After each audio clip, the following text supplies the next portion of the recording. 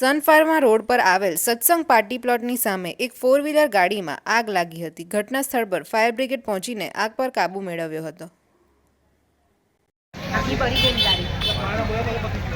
પતી ગયો હરા કોમ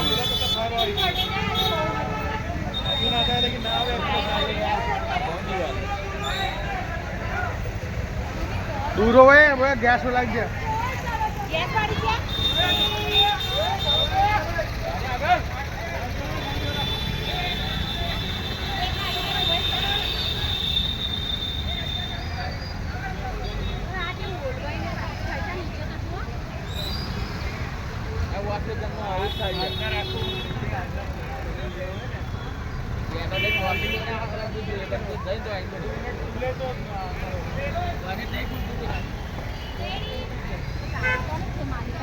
हाँ हेलो